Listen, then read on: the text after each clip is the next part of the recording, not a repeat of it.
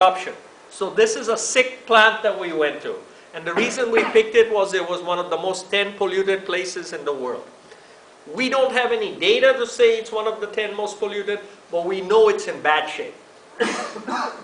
This is an aeration plant. Just to give you a scope of the plant we went to, it is about a $40 million installation. Next, please. Aeration is where you bubble the oxygen into it so it can oxidize. This is a settling tank where you just settle the sludge and the impurities down at the bottom. You can see the scope and the size of it. Next, please. This is what we call diffused aeration, where you're really aerating it, and you can have mechanical, you can have solar aerators, you can have windmill power to aerate. There are different methods of doing it. But this is diffused air aeration. Next, please. And you see those walking. This is the sludge drying lagoon, where you take the sludge and the water and you dry and you evaporate it and you hold it. Next, please. This is their outlet after they so-called clean it. And you look at it, this is really dirty water that they're putting into the river. If you look at it, and they had these fish showing that it was clean and the fish could live, but the fish water they had in the pond, in the aquarium, was nothing like they're really outpouring. So and we've got videos on this showing how bad and how much they are polluting the river, the Damangana river, where they outflow. Next, please. This is how when it flows out of the pipe, it mixes into the river and pollutes the river. Next, please. This is a visit by Greenpeace from London. We collaborated with them. We read their reports, and that's what motivated us to go there. These are the Greenpeace people who came and who observed and took samples, sent it over to a city in England for the university laboratories to evaluate it.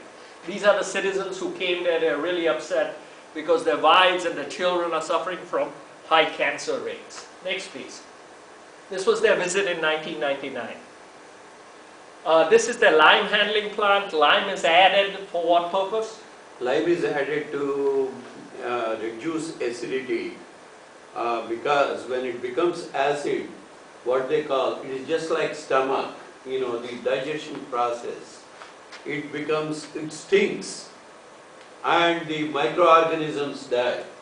Especially if you want to really have methane energy, gas produced which can be used for energy, you should control that very carefully. So here too, even in Chicago, we add lime to control the digestion process. They have this, but they're not really using it as much and properly as well as they should. Next, please. This is a bar coarse screen.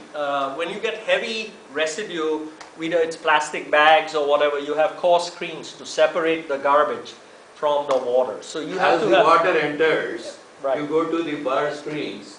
In Chicago, we picked up babies, we picked up dead bodies, everything. I mean, this is practical experience. During my period when I was there, I picked up 26 bodies in the rivers in Chicago. It's not only waste, you put dead bodies too. I don't know whether this is the Italian syndicate or what, but this is Chicago. This is Chicago. It can happen in any country. We're not. No, but because we are supposed to report all these things every year, how many dead bodies we picked up. So we do report, they do report. Next, so please. I remember all that. So this is the core screen, and why you need it, because you don't want the dead body to go into the water system. Okay, correct. Big things are separated right here, and then they are carried away. And then from the core screens, you have fine screens which catch the rest of it, smaller particles. Next, please.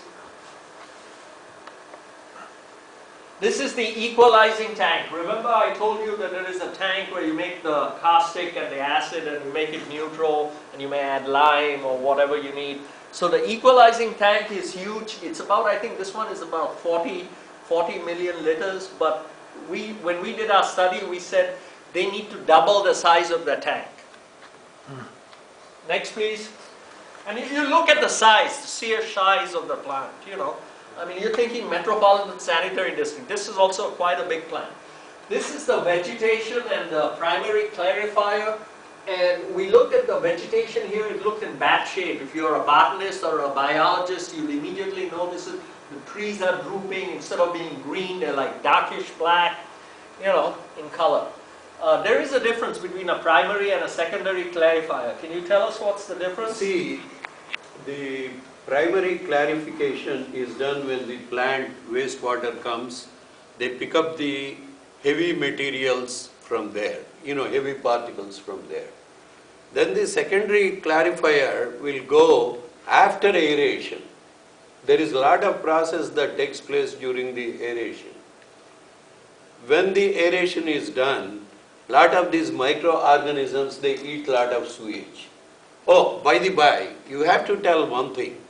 If anybody is thinking they are treating wastewater, they are wrong. It is the microorganisms Right. that are eating all our waste.